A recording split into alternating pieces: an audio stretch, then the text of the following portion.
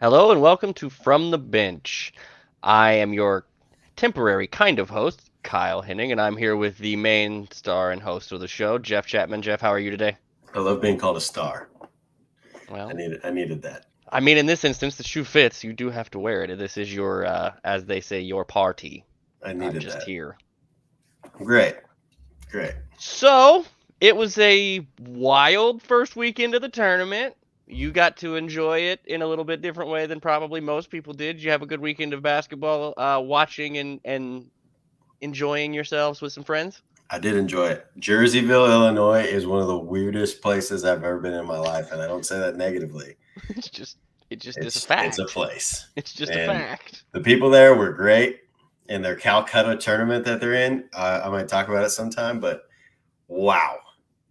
Just an absolute experience. And it was definitely interesting to see from the other side of the coin how y'all do the NCAA tournament, and I'm all for it. Yeah, man, it's a little different when you're not there or not involved in the tournament or whatever, because it's been that way for a while. I know for you, but with that all kind of said, let why don't we look at the way that the first weekends or the first two full days of each side of the bracket went for each side, and we'll recap a little, and then we can get into what's left of everyone's bracket. Because, spoiler alert, I think if you guys have been paying attention, ESPN had no perfect brackets left after like Thursday. Thursday or Yeah, Friday. it was in midday Friday. Yeah, and the I think the NCAA only had like 100 and something, and then I think those have all since gone by the wayside now that a couple more favorites went out the window. So Um, that said, it was an insanely good weekend of basketball for the most part. Any big surprises out of the first round? I mean, yeah, we had FDU, great surprise. Furman with a hell of a comeback. One of the better plays and games that you're going to see. One of the better calls from Kevin Harlan too. Kevin Harlan's a legend. That's all I gotta say Uh, on that one. Princeton's doing Virginia. their thing. They're pushing through. Virginia, what were you doing, sweetie? What was oh no. Yeah, we'll talk about that here in a minute. But yeah, there were a lot of surprises. I mean, for good and for bad. Arizona letting a lot of people down, and but we'll get into it. I'm not gonna dive into it too All deep. right. But there were a lot of surprises. Yes. So after the first weekend, how are you feeling about your bracket and its current state before we get down and go Oh, into uh-oh. I gotta oh, back that hold up. on. It's There all we right. go. The camera got a little loose. Sometimes the wire gets a little funky, but now we're good. So, um, how do you feel about the bracket your bracket at this point after a pretty carnage-filled weekend for most people's brackets? I feel pretty good. I think I got 8 or 9 or 10 of the 16, so I feel pretty good about that. Of course, I did have my misses here and there, and we're going to talk about that. But if you were building a bracket off of what I pitched to you from this podcast, you should be in pretty decent shape, honestly. Yeah, it's not it's not the peak because obviously we had some upsets that we thought were going to happen that almost happened, frankly, in a couple of instances that ended up not, and then because of those teams ended up in some different matchups in the next round, and we talked about that on a little bit that those could be different if those things are different and those matchups are changed. So, Yeah, the only region that really got me was the East, but we'll definitely get into that. all right. So, with that said, let's go through here. Alabama went ahead and took care of business as expected. Not much to say there in the first round. Maryland 2-point game against West Virginia. It was back and forth. It was fun to watch. Good game, good first game of the tournament. It took way too long. It was the longest game of the first weekend, I think. If not, it was damn close. So that was one interesting way to open up the tournament.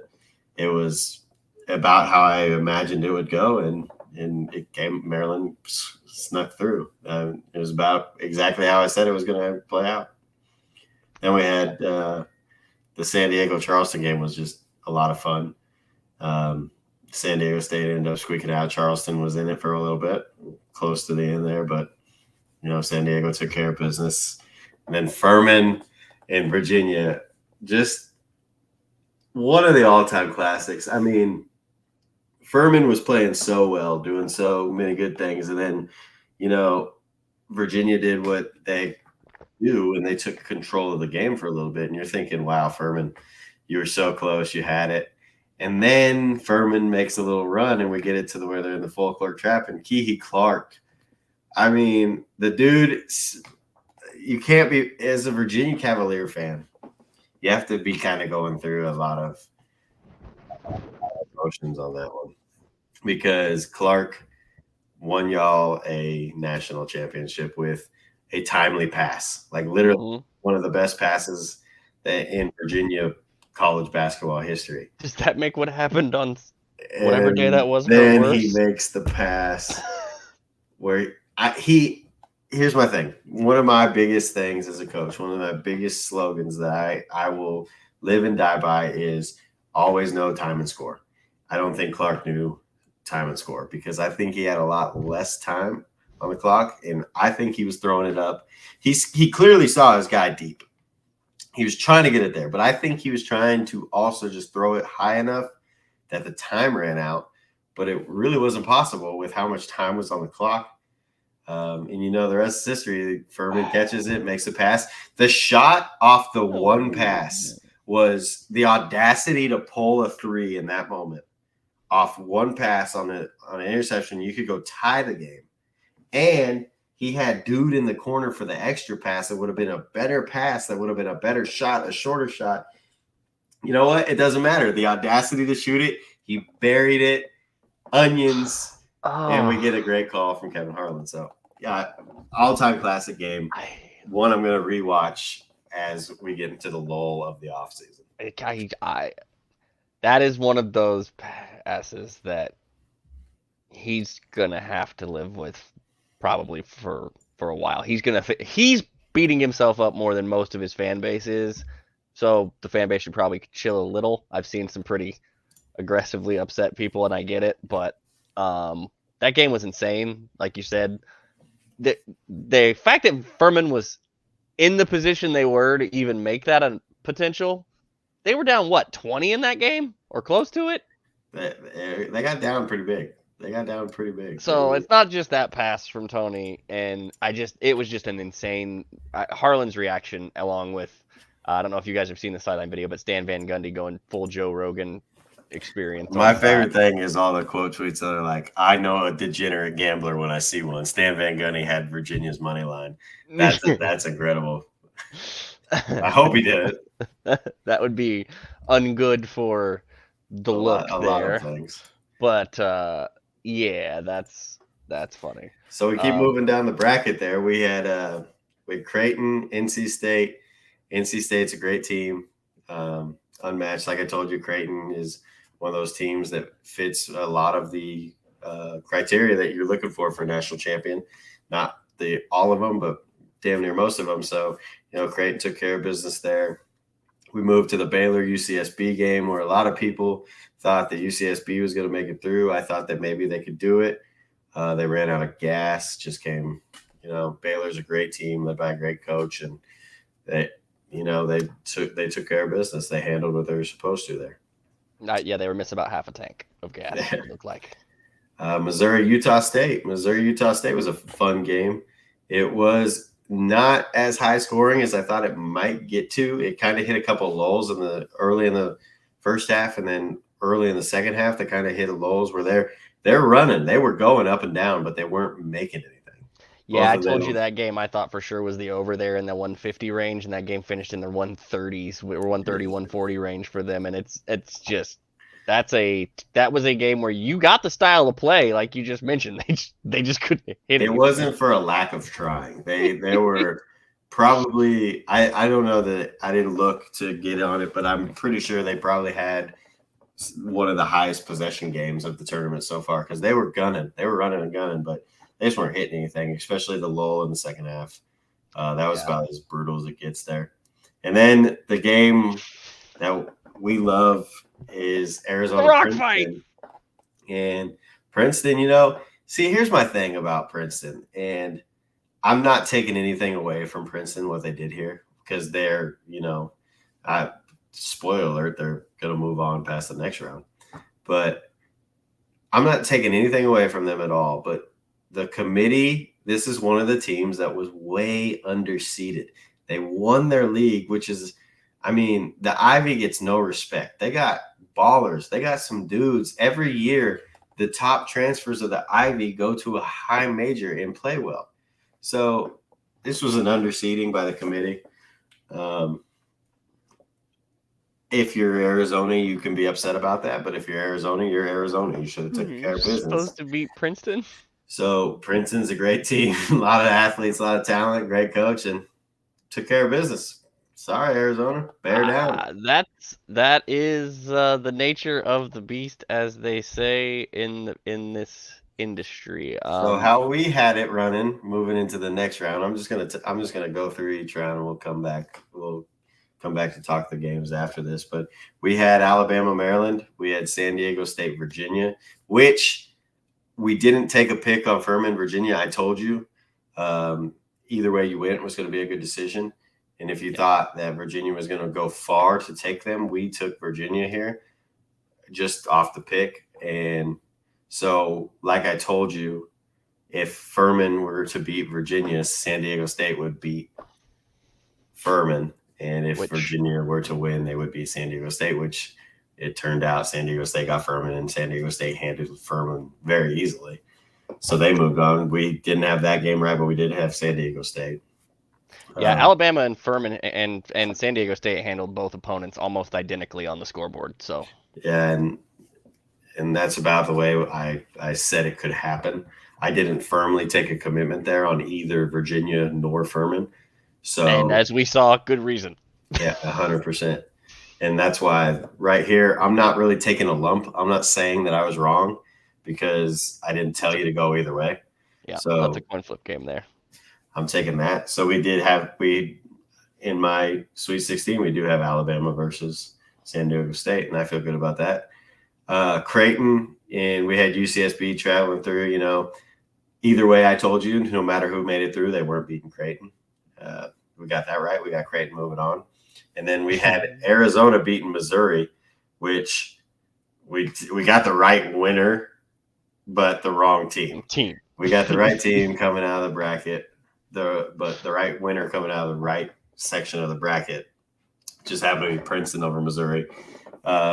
Missouri was a hot pick for a lot of people, and a lot of people went down in a lot of different brackets and a lot of different gambling scenarios. So I've heard that.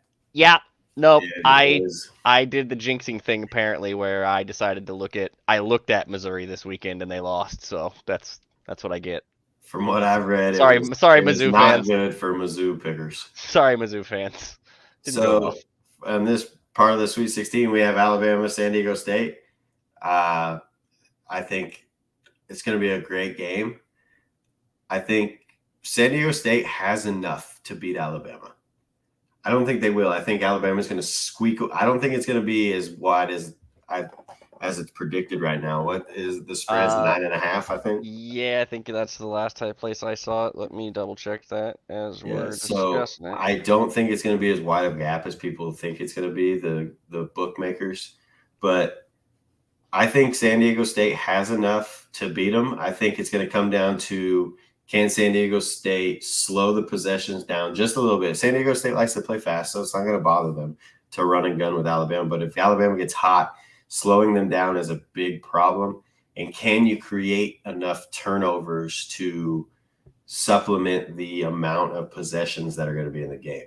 If you can create a couple more extra possessions for yourself, if you're San Diego State, I really like the upset watch there. But I believe Alabama is going to squeak out with a 2 or 3 point win.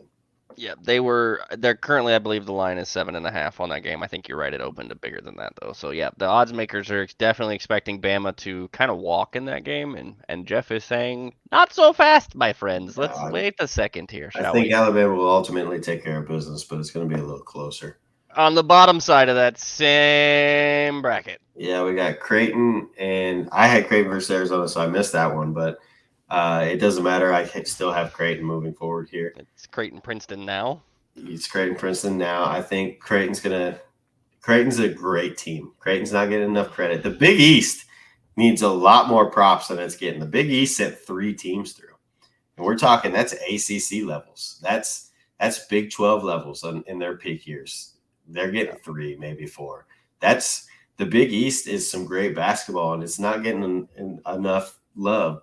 And it's also because I think the media rights for the Big East is a little wonky. It's all on Fox Sports, so it's only on FS1, FS2. That's So tough. your games are buried a lot of the time. But the Big East is here to stay, and they're gonna let you know about it, especially this year. So I got Creighton moving forward. We've got Alabama Creighton there. I'm not gonna pick that game yet because I'm back in town now, so I'm going to react after the Sweet 16 is over. Yeah. So I'm gonna pump the brakes there, but I think it will end up being Alabama Creighton in that scenario. There we go. All right, so that takes us to the east side of the bracket. And in the east side of the bracket, we had ourselves the The East is upset of the my tournament. region where I led you astray. I'm so sorry Well, about it. the I whole did, region blew up, yeah. so I didn't do it too bad, but the region definitely did a lot more than I thought they were this going is to do. the most varied seeding left of the brackets as far as like outside of your traditional seeds. This one is the most varied. You could say Princeton seeding is, but it's literally 1, 2, like 5, and there Yeah. 3, 4, 5, and then 15. That bracket's pretty straightforward. You have So 2, 3, 4, and 8 in one of the others. So like this bracket is the one that's. Ugh. yeah. So first of all, I think the only people that picked Fairleigh Dickinson to be Purdue were drunks, children, and people that have never watched the sports before and just love filling out a bracket. Those are the 3 categories of people that picked Fairleigh Dickinson in this scenario. My roommate actually texted me after the game and said that he was drunk and took a plus 2,500 or plus 250 bet.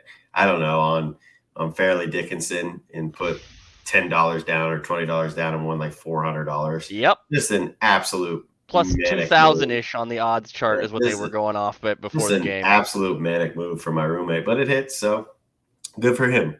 Of course, Fairleigh Dickinson, the biggest upset in NCAA tournament history. Sorry, UMBC Retrievers. I actually shouted out the UMBC Retrievers on the pod, talking about I don't think it's going to happen. So I apologize It did. heavily. I got another apology to make in this region. This bigger than this one, but Also, salute to UMBC's Twitter for yeah, helping promote UMBC Retrievers, FDU's Twitter and everything incredible. else, blowing that up. FDU, great job, great game, played a great game. Purdue looked so unenthused in that game. I'm not sure what happened. Also, Purdue had the National Player of the Year and didn't throw him the ball for 6 minutes. Didn't get a ball in there. So, Can I ask a question? How does that happen? I, Because so like it's not just Purdue. Because you see this with coaching staffs all the time, where sometimes it's so for the rest of us sitting around watching this, it's like this is really really simple. How is this not happening? And yet, so in my their defense, it issue. happens all the time, all over the country, all at the NBA and the college level. You have a star or a big time player that they just go away from for like 8, 10, 12 minutes. So my issue here is kind of twofold with that. After the game, Matt Painter stuck around in the press conference and took question after question after question. Even when the SID from Purdue tried to kind of give him an out, he kept answering questions until everybody was kind of felt good about it. And props to him for sitting in there and taking it, and probably the most lopsided loss in history. But he took all the blame, and while that's very noble of a head coach, it's hard for me, and especially a guy like Matt Painter, his kind of caliber of coach and his kind of perennial basketball mind that's known well within these coaching circles. It's hard for me to believe that he wasn't instructing the team to get it in there. So I think that the guards for Purdue were kind of looking them off, and whatever that might be, I'm not going to sit here and levy any accusations. But on the other side of that, FDU is doing a damn good job of fronting him. They're the smallest team in the country. They were fronting him. They were showing different looks. They were making it really hard. So if you're in an NCAA tournament game and you are not 100% sure you're going to be able to make a pass, you're probably not making a pass. While that's still probably not an excuse for me, I think that's kind of what goes into it. It's definitely, it wasn't good any way you shake it. Yeah, the way that they seemed to blitz him when he got the ball, and the way that they brought it from different angles and different levels, seemed to keep him off balance. But like you mentioned, I think it kept more of the guys trying to give him the ball off balance. It was just an odd watch because there was such a disparity between. I mean, FDU's biggest lineup was smaller than Purdue's. I'm going small with my guards lineup. Yeah, it was Legitimately. definitely interesting. So, But credit to FDU. Credit to FDU. They played their nuts off. yeah, it They was crazy. changed up their looks. I love it. It doesn't. End of the day, I love it. It's I March, love it. man. It doesn't get any better than a 16-1 when and it wasn't like it was the 16 was like insane and they played really well, but they weren't shooting 85% from 3 and No, got crazy white hot. That was a real basketball game between a and 16 and a 1 seed. and they played into the hand of Purdue. It was a type of game that Purdue would want if you're trying to If win you're the game. Purdue, But yeah, you every don't. pundit in America is going to just break down Purdue, to break them down, grind them up to a pulp. I'm Yeah. going to let them breathe. They know. They know that the 58 in the NCAA tournament game against the 16 seed ain't gonna cut it no matter what Yeah, you give up on the other they end. So, they know. that said, the rest of this is It's just pretty as fun. messy as that was. Yeah, it was pretty fun. Memphis FAU, I told you it was going to be a wild game. It was going to be one of the most fun, and it delivered. Craziness. Um, I also told you that close teams win close games, and the most team with the least distraction is going to win. And I think that's why Memphis lost this game. The entire time, I haven't seen maybe Xavier in the first round, Xavier when they were struggling. I haven't seen a team really come unhinged like Memphis did. There was a lot of bickering on the sidelines, a lot of That solo individual stuff going on, and coaches really like it seemed like the sideline was a mess. I know that staff. I know that they didn't seem disjointed at all through the year. So I'm not really sure what was going on there, but they weren't a close team in that moment. And I know what Memphis fans are going to say. They didn't get the timeout. But if you watch that playback, it's not even a second of them trying to call a timeout before this ref calls the jump ball. He's trying to see if there's possession there or if there's a jump. The kid curled in as he's running in. They tried to – there's a lot that goes into it. He had a timeout left. I get it. But it wasn't enough for there to be a timeout called. If Jaden Hardaway would have been calling the timeout on the ball with rolling at him, give me a timeout, they're going to give it to him. But he has to declare that there's possession. FAU rightfully won that game. It's not like Memphis did a lot of other things throughout the game that could have saved them the win. So I'm not going to put it on the officials in that moment because for the most part, the officials were pretty good in that game. for all the issues I've had with the officiating throughout this season and throughout this tournament across games, that was one of the games I was actually mildly surprised wasn't really frustrating to watch, and I'm glad because it was a really great basketball game to watch because of that. Um, Followed that one up by Duke ORU. Duke just kind of took care of business there, and that was an upset pick for a Dude, lot of folks. a lot of people. I told you it was going to be a darling pick, but I told you to stay away from it, and I hope you all listened to me and stayed away from it because Duke's a Pounded. different class of talent. It's nothing to do with Oral Roberts. Oral Roberts is an older team that's been together forever. It has Max Abmas as a great player, and I told you that they would win that if Max Abmas became a in-house name, and he didn't do that. They took him away. Duke had the length, the talent, and it's Duke at the end of the day against a very mid-major team, and Duke did what they're supposed to do. Your best player is 4 for 15 in that game. That's a wrap. Yeah. And that's what happened to Max. And it's nothing against him. They just knew who they had to eliminate, and they did. Yeah. And then for my upset pick that I thought was just an absolute lock, Louisiana Raging Cajuns against Tennessee. They had it. Louisiana went on such a lull at the beginning of the second and then charged back. They play their game the way they want it. Tennessee's not getting away with as much physicality as they were allowed to earlier in the game. And Louisiana had it. And then I thought that I was going to have the lock of the century from a comeback perspective. It was going to be so fun to talk about. But, the Volunteers took care of business without Zakai Ziegler. And it, credit to them. They played tough. I will give you I would go this route on it. I think you probably picked the team that should have won the game, even though the result was not that case, and it's nothing against Tennessee.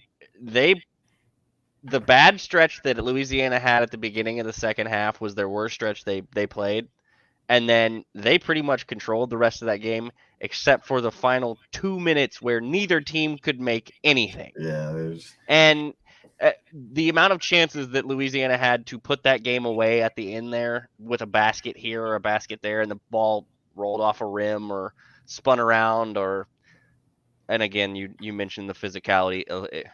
If that game is officiated like basketball and not rugby, that game is probably not as low scoring and probably not the outcome that it is. But it is what it is. You have to play to what the officials are. I would just say that if you're sitting there watching that game side by side and they're sitting there, and then the nice new 4 screen that YouTube lets you put up where you can see all the games at once, watching a game that has 48 fouls and and everybody that gets breathed on is getting fouled, and then you watch that game side by side with it where guys are getting tackled midair and there's not a foul. It's a different level, and I just wish there was some more consistency there, I guess.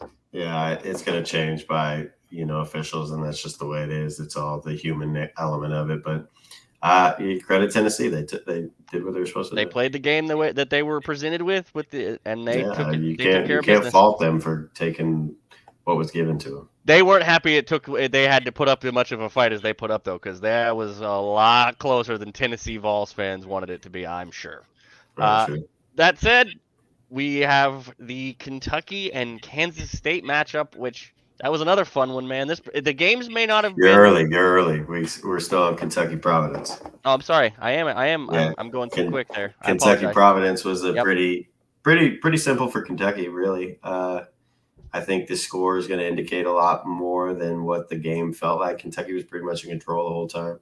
Yeah. Providence was a great team, but they just didn't seem enthused. They didn't seem like they're. And I think that has a lot to do with Ed Cooley taking Georgetown today. I think the players kind of felt it. I think there's kind of an air on it. And like I said, the team with the least distraction is going to win the most games. And I feel like that distraction probably drove them down a little bit. I think they also figured out pretty quick that Kentucky they may not be the Kentucky that they usually are this year, but they still have a ton of athletes, and they're still a really good basketball 100%. team. Kansas State, Montana, Kansas State, Danny Sprinkle and co. Montana State played a really tough game. They fought, they didn't give up, but Kansas State's a great team. Just too much. Now, my biggest apology from this bracket, I have to leave this out to Michigan State. I am sorry. I did not put you down, not by any shape or form, but I was unaware of your work. I'm very aware now. I'm sorry. I told you when I was picking this game that I'm only picking USC because of a bias, because I didn't know anything about Michigan State other than the fact that I know Tom Izzo. I should have listened to myself and just go, I know Tom Izzo in the NCAA tournament. I should have took Michigan State. That's on me. I'm sorry. Michigan State is playing with their hair on fire. They looked fun. They can score inside. They can score outside. They brought it to USC. USC was the lengthier team, the more athletic team, and they brought it to their chin. And I'm all about it. I'm sorry, Michigan State fans. I'm sorry, Sparty. I'm aware. Sorry, sort of. You did say you hadn't got a chance to see him this year, and we both did mention that, hey, Zero going to be 0% surprised if they come out and win this game and go deep in the tournament, because Tom Izzo exists, and this is Michigan State we're talking about. So it's not like we were out here going, they're terrible. What is it? It was, hey, man, haven't seen them, can't judge them. Leaning this way because I have seen and have a. At least I was honest with y'all. I didn't come out here and BS you with some made up statistic. I just said I'm going with a bias because that's all I knew. Now, and I'm sorry. And then, of course, That game goes a 10-point game to Michigan State, but that scoreboard probably doesn't indicate that really wasn't even that close. Michigan State kind of controlled that pretty much the whole time. It didn't feel like USC was in the game much. No. And then Marquette and Vermont. Vermont, love you, Catamounts. You were in it for a while, but Marquette was the hottest team in the country, and it showed. Yep. So up the top there, Cinderella's shoe. It struck midnight for Cinderella. FAU is just too much for Fairleigh Dickinson. They, when you're coming off a game like that where you're riding an absolute high, it's only happened one other time, so I'm not going to sit here and tell you that it's impossible to do. But UMBC lost to K-State. They played them tight that year that they won it 6 years ago or 5 years ago, whatever it was. They played them tight, but they just ran out of steam.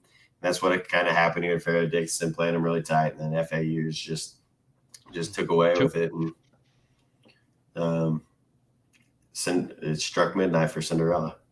Which is funny because the team that struck midnight on Cinderella is a 9 seed. So yeah, but I mean that's where Wichita State came through when we played, and that's where Kentucky came through when they beat us and went on to the Final Four. So I don't feel like a 9-8 is any more in the realm of Cinderella. I think no, you got to be double digits or more to be talking Cinderella. It's just interesting that it's a 8-9 ending a Cinderella run because the 1 seed decided to let Cinderella go dancing. 100%. And we had Purdue, FAU, and I had Purdue moving on. FAU's moving on, so I missed that one. We had Duke, Louisiana. I had Duke handling Louisiana with their athleticism. Tennessee shocked me here coming in to play Duke. Tennessee got hot. Tennessee was playing with vigor, passion. Came out, punched them in the mouth. Duke looked flat. Yeah. Duke thought they were going to be able to walk, and Tennessee punched them in the mouth, staggered them, and had them on the ropes the rest of the game. So never recovered. Yeah. Hey, now can we talk about K-State and Kentucky? Now we can talk about K-State. Okay, sorry earlier, but this game was so much fun to watch. This game was exactly what I told you was going to happen. It was, other than the result, I told you it was going to be a drag out of two teams that are going to impose their will, fight hard, play hard, low scoring, and I said Kentucky would squeak it out because of their length and athleticism. Turns out that K-State squeaked it out by their shot making, instead hitting 5 threes there at the end to really jump away. Great game. Everything it was built up to be, everything I thought it was going to be, everything I told you it was going to be, just minus the end. I thought the athleticism of Kentucky would kind of push them through. It didn't. K-State made some big shots. Noel and Keontae Johnson and Ishmael Massoud, huge 3. Noel was just playing like a New York point guard, and he gets to go to New York now. They got like 5 dudes from New York going home. So there's several dudes on that team that are from area. That was the only matchup we had right in this region, and I just thought Kentucky's athleticism might squeak them by, but Kentucky also didn't look as interested as K-State. K-State was playing with a little more passion, and that's, close teams win close games. Speaking of, you were mentioning the Memphis guys on the bench and getting into one another, chewing on each other. That happened in the Kentucky game too, if I'm not mistaken. I was watching that game while driving, so I wasn't as intently. Yeah, there was a little bit of one getting into the other one in that game too, if I remember correctly, coming into a timeout at some point. So there was some of that. But yeah, Jerome Tang and K-State, man, doing their job, doing their thing. Team, love them. Got one of the best stories of the year with Keontae. So interested to see what happens here. I like the matchup. K-State versus Michigan State is a hell of a matchup. And if you were listening earlier closely when Jeff was talking about this next matchup, when he was talking about Marquette, he gave you a little bit of a spoiler because he said they were the hottest team in the country. Marquette found Michigan State in that round and found Tom Izzo. Here's my thing. I agree. Michigan State is a good team now. I'm well aware now. I'm paying attention. But the way that this game was officiated was kind of crazy to me. It wasn't officiated poorly. But no, Michigan State was clearly given the advantage with the physicality level. They could bang a little more. and it struggled. It slowed Marquette down. Michigan State jumped out. Marquette climbed back at the end of the first. Marquette comes out, punches them in the mouth. Michigan State responds by being really savvy, physical, and kind of dragging the game out. And then, Michigan State starts hitting some shots at the end, and Marquette falls behind. But it was so physical that physicality level is not something that you're going to see in the box score. It's not going to kind of even out or level out for you. But the way that it was officiated is kind of put them on staggered footing. And while I don't think it is the bad thing, I don't think it's a good thing. It's just the way it is, and it benefited Michigan State. Michigan State earned the right to win that game. End of the day, I just needed to make sure I put that disclaimer out. That it just goes back to the conversation we had earlier of I just wish I knew if when I was turning on a college basketball game if I was going to watch flag football or rugby. That's all I want to know. Is it good? Yeah. Can it be the same when I turn it on every time? I just want that. Like I just want to know because that's the problem anymore. Half the league talks about freedom of movement and half the league lets everybody play rugby. And I don't care. You're going to call the game how you're going to call the game. Just make it consistent across the board so that these players and coaches also know what you're going to do.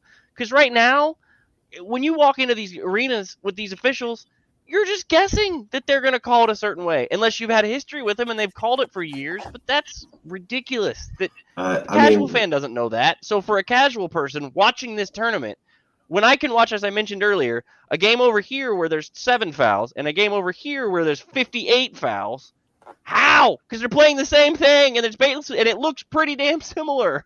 That's not a thing. That's what you're going to get moving forward is Tom Izzo's going to get the benefit of the doubt end of the day. And there's part of the answer. And I get it, and it's going to happen because human nature is involved. When you get legendary coaches and superstar statuses and all this stuff involved, that's part of the human psyche. But it's not even just, like I said, specific to those teams. We've seen this across the tournament.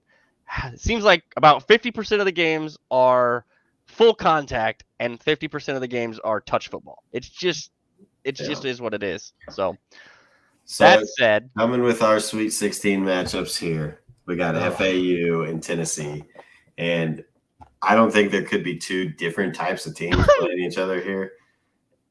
It's how big does that conversation we just had factor into how this game goes? Because of that, if they let Tennessee bully them, if they let Tennessee be physical, it's going to be a long day for FAU. If they call it tight, it's going to be a long day for Tennessee, and Tennessee's going to have to adjust. The thing I'm really interested to see is FAU has they got some tough ass kids now. They got some real kids with some street in them. They don't care, and they're gonna care to nobody. They're gonna fight with Tennessee. I'm leaning FAU. I'm not gonna pick FAU. I'm not gonna pick Tennessee here. I'm leaning FAU. I would not be shocked either way this one goes. I think FAU still has some run in them, and when a team gets this far, it's going to be hard to take a team like that off the court to me. And Tennessee is also kind of, they're playing with fate a little bit with no point guard. So I think it's going to catch up to them at some point. Will it be here? Maybe. I think maybe. So the books have that as at -5.5 right now. So they're not in love with Tennessee, but that is the biggest margin of victory for the day for the books on that. That's the biggest spread. A little surprising. I'm gonna lean FAU. I guess, like you said, that game to me is largely dependent on how it's officiated and how it's played, and that determines what we're gonna watch. I don't necessarily determine who's gonna win because I think both teams could win either game. It's gonna take a lot more for FAU to win that game if they're allowed to get run over a lot, but it's not impossible. I'm just curious to see how that game's actually officiated. The other matchup is K-State, Michigan State. It's going to be the same way. If they let Michigan State big body K-State's in a lot of trouble. They don't really have the bodies to match that. K-State's more of a finesse game than they are a big physical game. They're going to need to be able to create some shots, be able to make some shots. I think K-State's going to win. I think that, but I would not be shocked. So here's my thing. If K-State wins this game, they're going to the Final Four. If they don't, if Michigan State wins it, it's going to be probably Michigan State in the Final Four. I think whoever wins this one is probably moving on. I don't trust Tennessee or FAU for another game past that. We'll talk about that as it happens, but this is a pretty big game because I think the winner of this is going to the Final Four. Whichever way it is, I'm leaning K-State, but Tom Izzo effect. Michigan State's a great team. This is I was so bad in this region. I'm just leaning. I'm not making picks. I'm leaning K-State. I'm leaning FAU. So when you talk about the winner of this game, basically feeling like they have a good shot at the Final Four, I think that comes down to the conversation you had about Tennessee playing with fire with no point guard. And if you're playing with no point guard against Marquise Noel or against, that's good luck. Like Yeah. that's not what you're asked. That's not really what you want. So yeah, I really like the winner of that to move to the Final Four.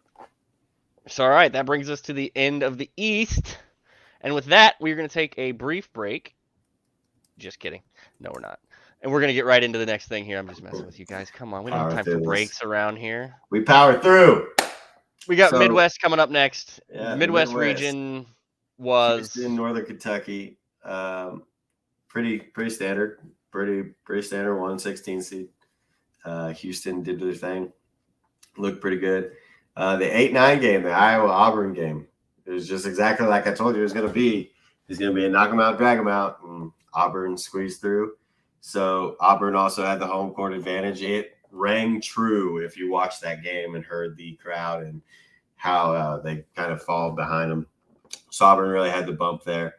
Iowa just looked lackluster at times.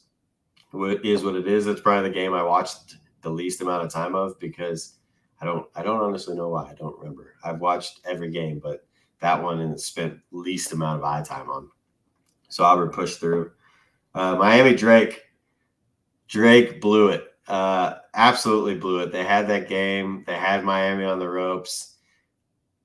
They had too many possessions where they just ended up with a turnover or a bad shot or just Miami forced them into playing the game that Miami wanted, and that's what Miami needed. Forced a couple more turnovers than Drake could afford. And, Drake had it. They had it. They had it all the way to the end and just let it go. And shout out Jim Larinaga in Miami. Hell of a game. Indiana, Kent State. This is one of my biggest gripes. I had Kent State. I told you I think Kent State's a great team. Kent State was going to be able to do it. We're going to have a 12-13 seed matchup here. We were so close because Kent State was 9 for 31 on layups. 9 for make half of them, you win the game. Half of them. And instead, Indiana is able to kind of coast by because Kent State couldn't make the baskets they're supposed to make. That's just one of those snake bit by the basketball god things, right? Like it's the 22 of them. You missed 22 times from less than 3 feet. When you get rolling like that, that's layup, right? That's what's classified as a layup. It's like within 3 feet. Yeah, and when it starts to kind of snowball like that, you all feel it, and it takes somebody to really get you out of it, and nobody can stay out of it. That was absolutely gut-wrenchingly painful to watch. It just because look, nothing against Indiana. Kent State is a better basketball team, and they couldn't hit water falling out of a boat from 4 inches from the rim, and it was one of the wildest things I've ever seen. It was. I felt so bad for Kent State. It was pretty goofy, honestly. I couldn't believe what I was watching. I sent out a bunch of text messages that night. I was like, we went through a game personally when I was with Wichita State in the tournament where we missed 13 layups, and I thought that was crazy. And I watched Kent State miss 10 more of them on top of as a coach, you're baffled. You don't know what to do, and it snowballed on Kent State. This isn't the YMCA. These aren't kids trying to figure out where the basket is. Yeah, these are full ride scholarship players that are in an NCAA tournament. It's one of the all-time what ifs, wild things that I've ever seen there, and it honestly, missing those layups, I think cost them a Sweet 16 appearance. I think they would be in the Sweet 16 here. If they make, as you said, half of the layups that they attempted, they win that game by 4. Yeah.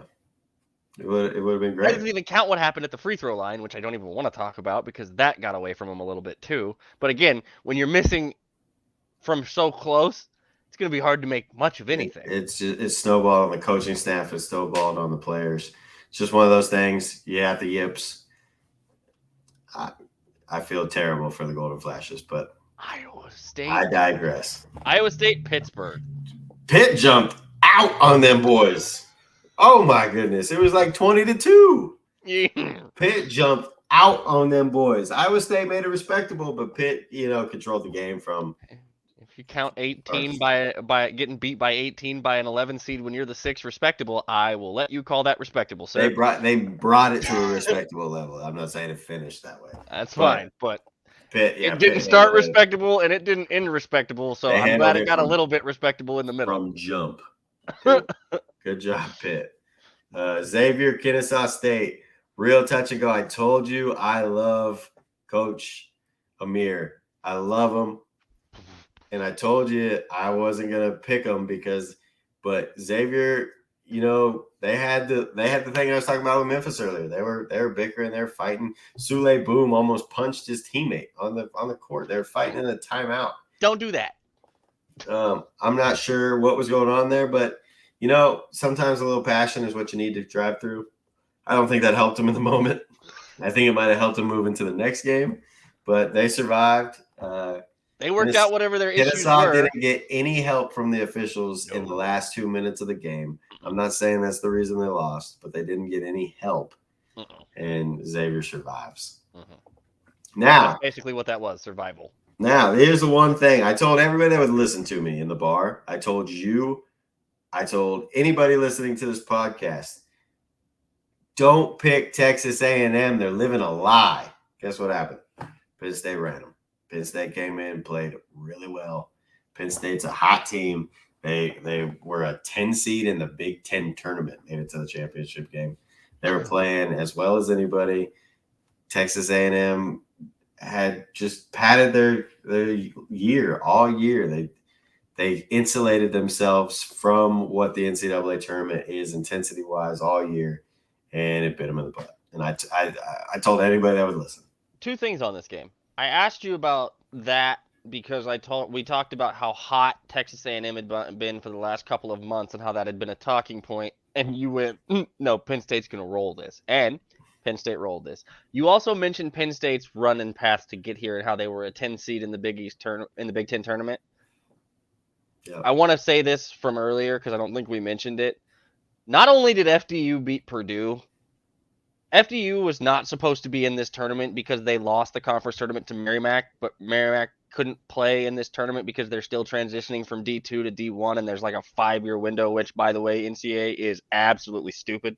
Secondly, the fact that that's the case makes that FDU win even more impressive. I just wanted to make sure we mentioned that. They weren't even the fact that Penn State makes the run that they made from the 10 seed in that tournament, because let's not pretend that the Big Ten is some kind of slouch here. That conference is ridiculous, top to bottom pretty much.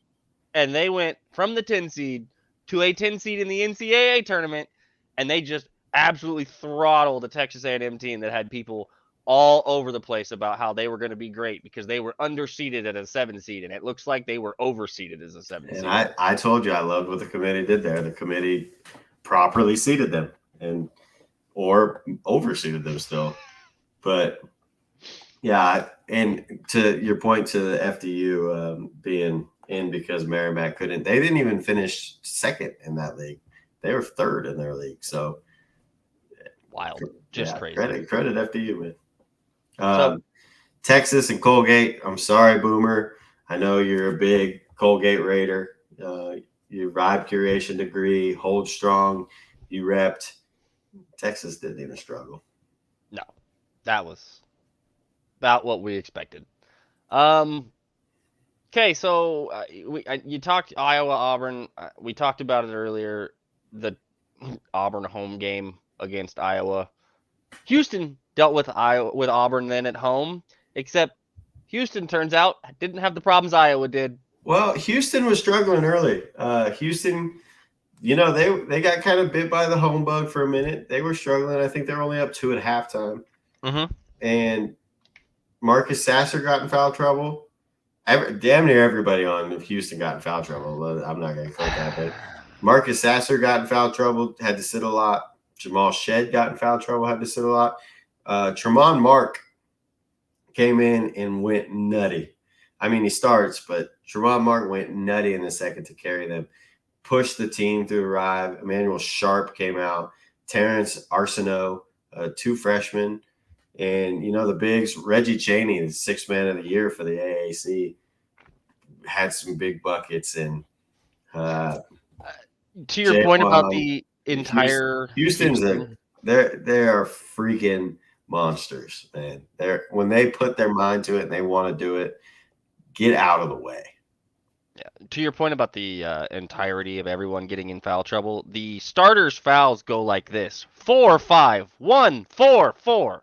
Yeah, Now it was trouble. that's Tremont that. Mark was the one with 1, I believe. Yes, he was. Now that's the one of those things where I understand that fouls occur in games and stuff like that's dictated, but for that to happen in such a lopsided starter to bench fashion, and then you look at the other side and it's much more evenly spread between the starters and bench, it's an odd thing to watch.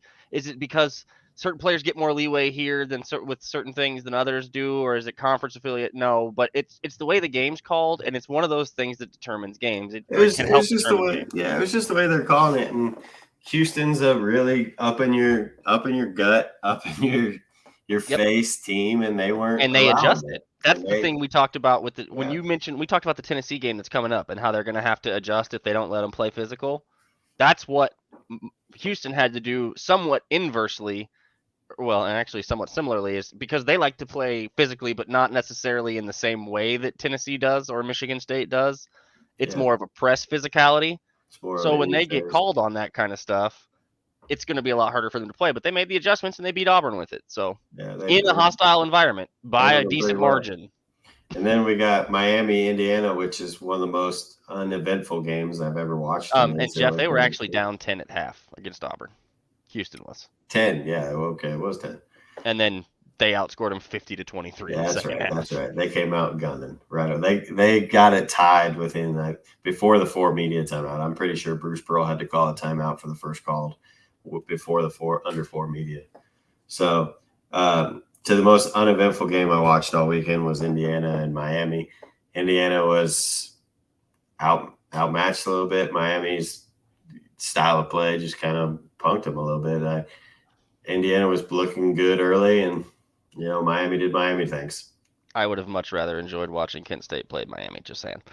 Kent State playing Drake would have been my elite game. I would have loved watching that game more, even so. But if I would have had to pick who got to play Miami, I still would have rather watched Kent State play that game. Yeah, but is Miami handled it. Moving on to Houston.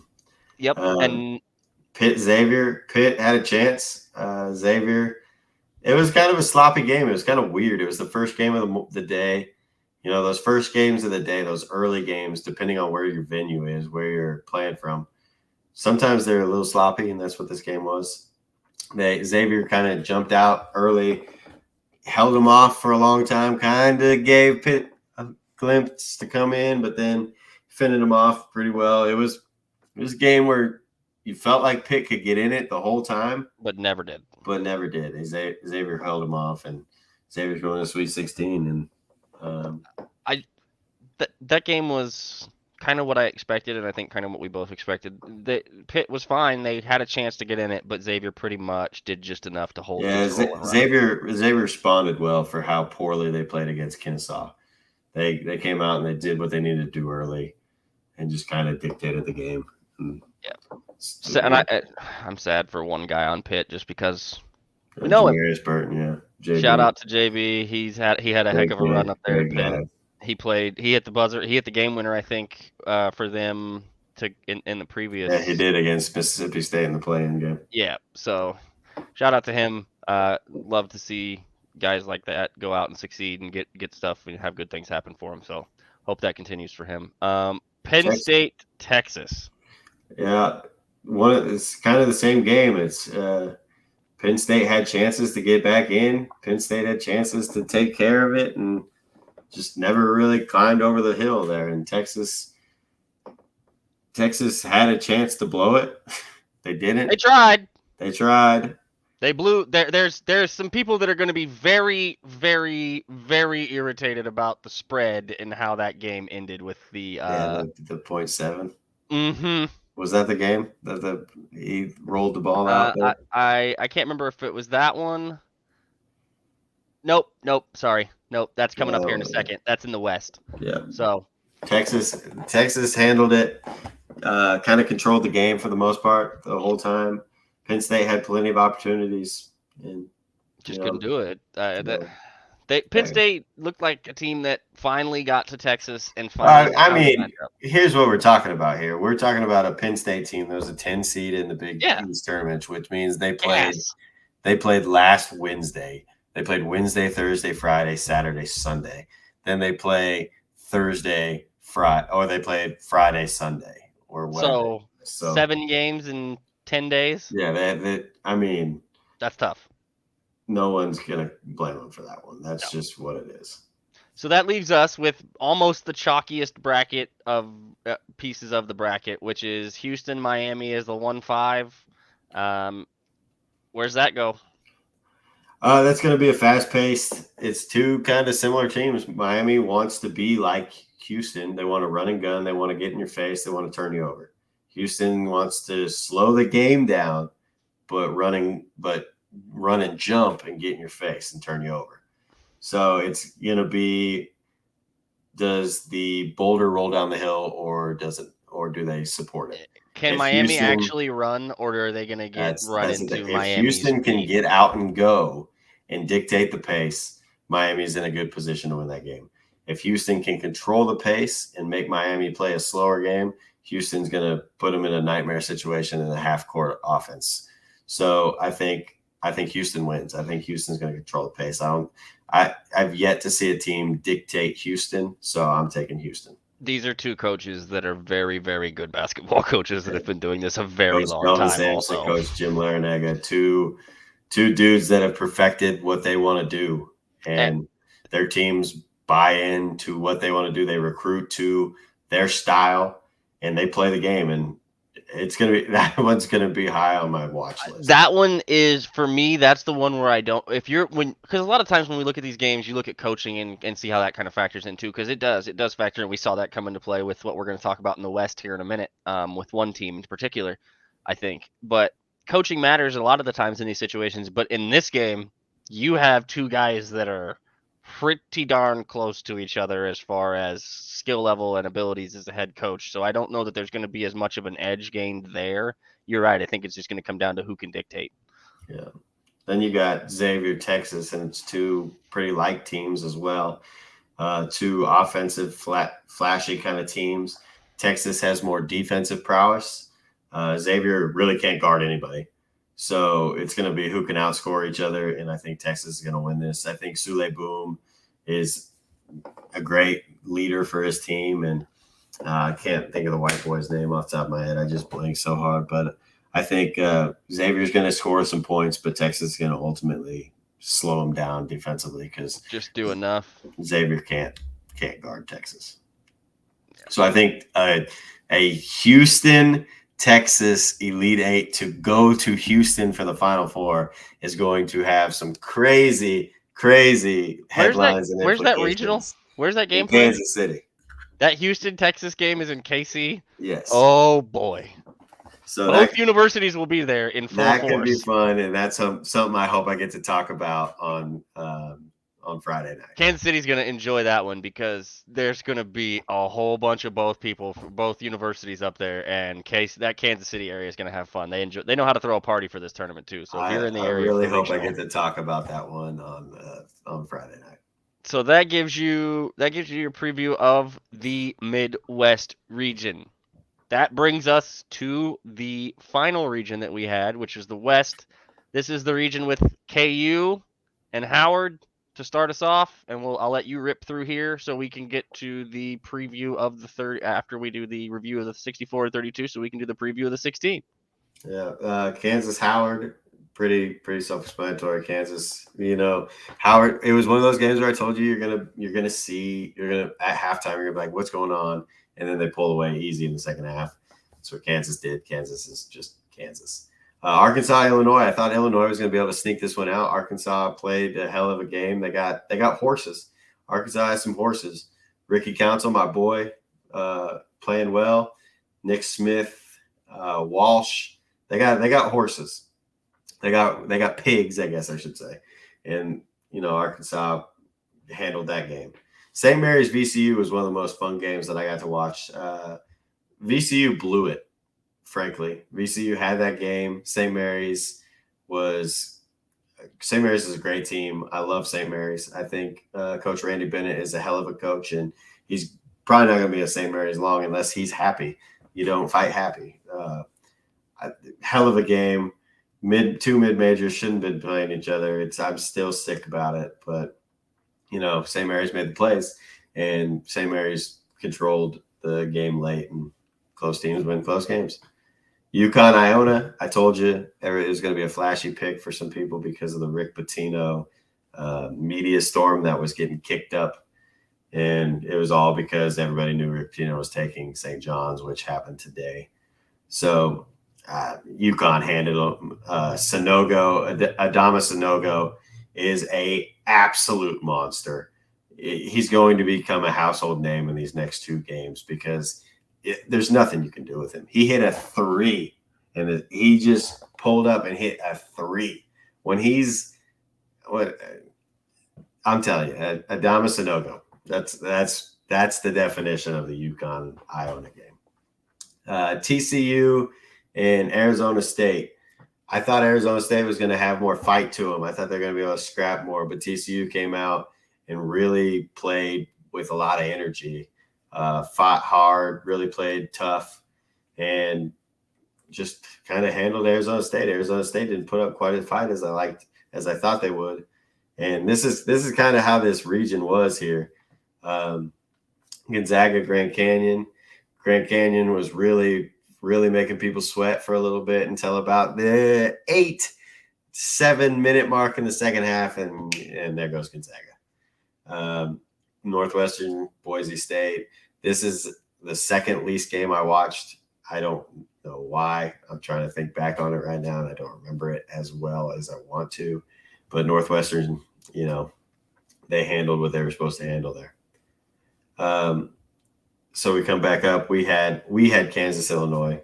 I thought Kansas would easily handle that, but Kansas ran into a upstart, spunky Arkansas team with some horses. Ricky Council played like a madman, took over late in the game.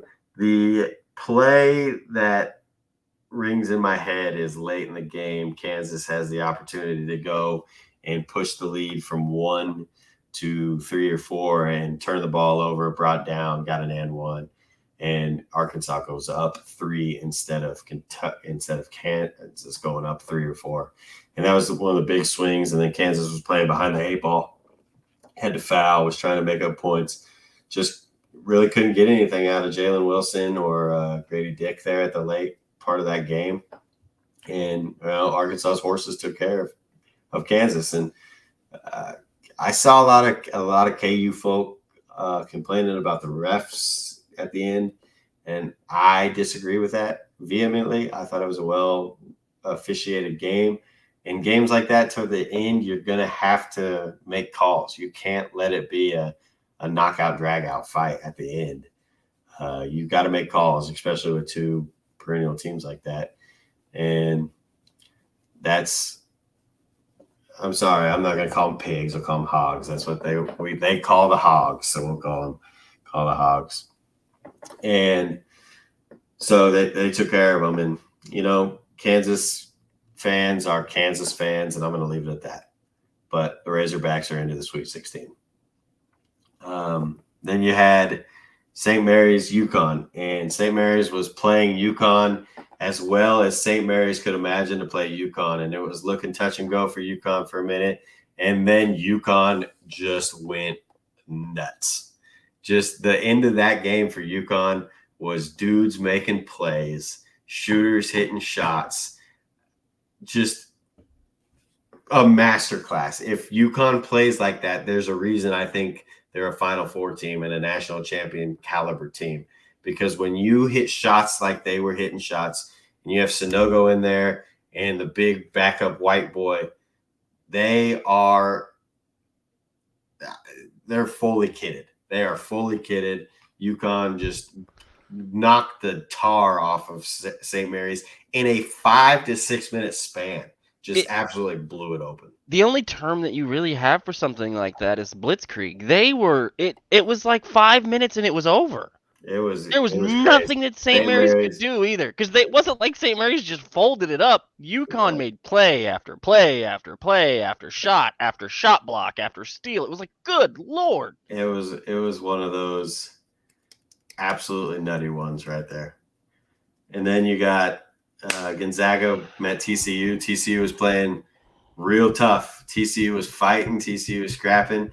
But at the end of the day, Gonzaga has the prowess. Gonzaga has Drew Timme. Gonzaga has Mark Few. And like Drew Timme said, they weren't going to be the team that fucks up the 8th straight. True TV had some serious post-game interviews this weekend that were excellent. FAU and Gonzaga put a good one on that one. But that's a direct quote for Drew Timme in the post-game so they're sending Gonzaga to the 8th straight Sweet 16, which is an asinine stat.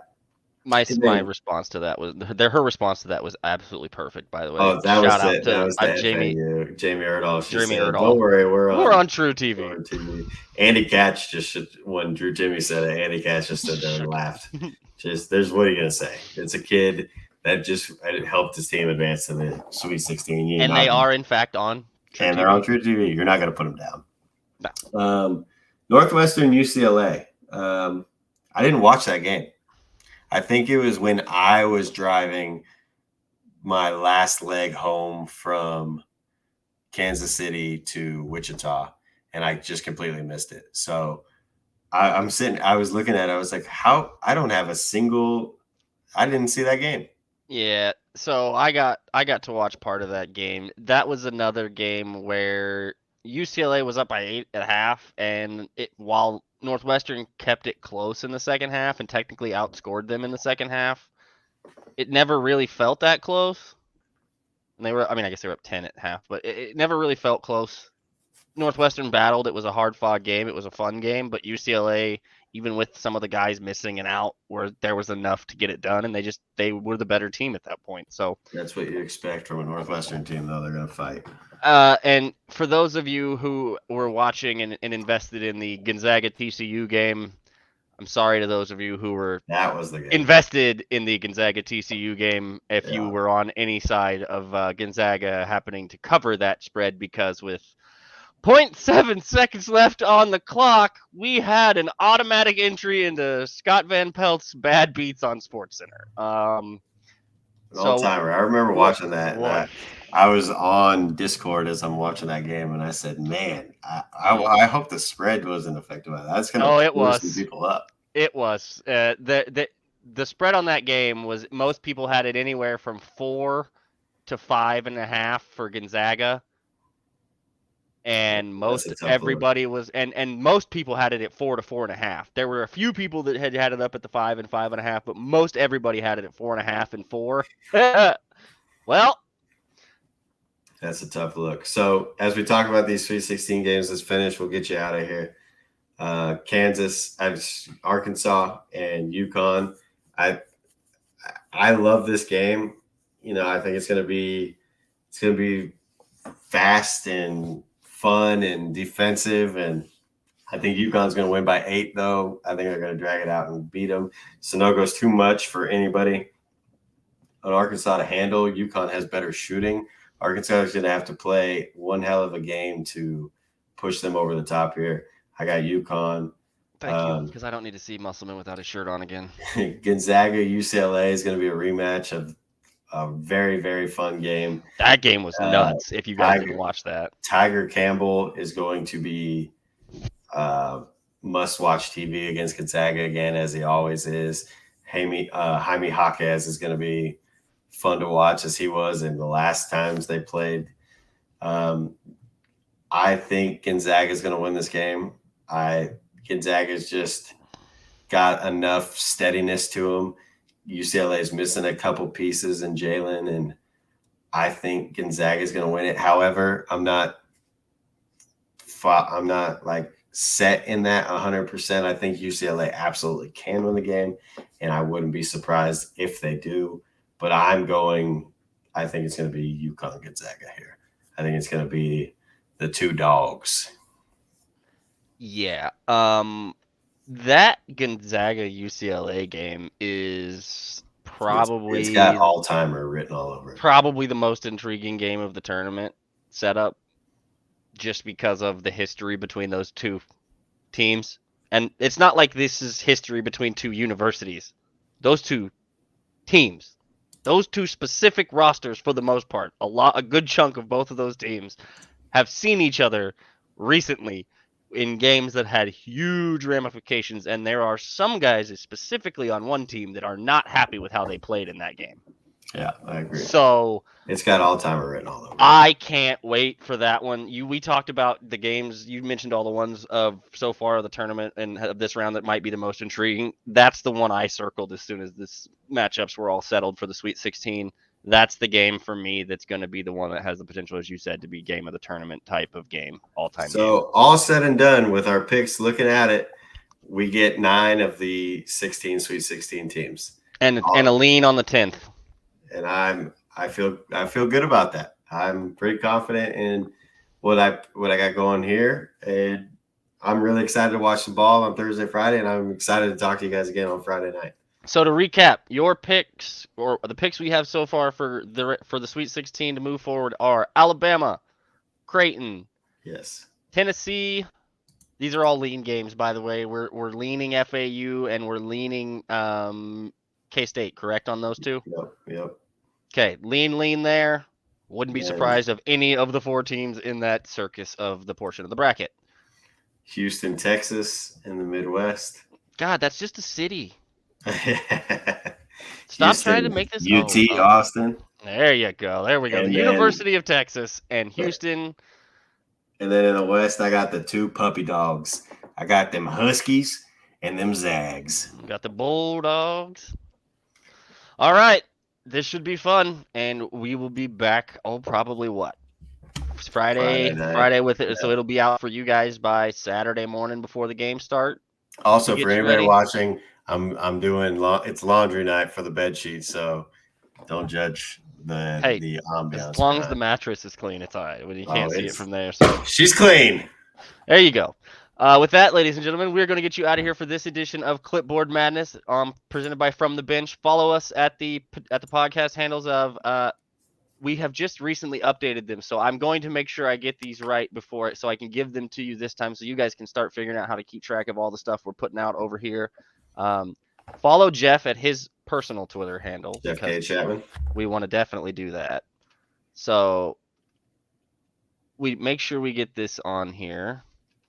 The podcast is on YouTube right now, specifically. Yes. Most of our content is exclusively From the on Bench YouTube. Pod. The handle for the Twitter account is F the Bench. Real the simple. Bench, baby. At F the Bench. We updated that one. I love it. F the Bench. I intend to try to make that handle universal across all platforms. I have a feeling that's going to be okay because I don't know too many people are going to have tried to reach out for that one. So we're going to try to make that for all the places. There will be some of this stuff will be available to you on TikTok in short clips. There will be content there for you in the future. There will be content on podcast platforms. So Spotify, Apple, wherever you get your content, you will be able to hear Jeff's voice. Follow all the show content at their sites. You can follow me if you want to, but all you're going to get is generic fan basketball talk out of me and probably too much complaining about how the NCAA can't get consistent in one category. So with that, I didn't even finish the sentence on it. I left it be just for you. So with that, guys, we'll get out of here for this time. And you guys enjoy your evening and get ready for some more basketball this weekend. See you Friday night.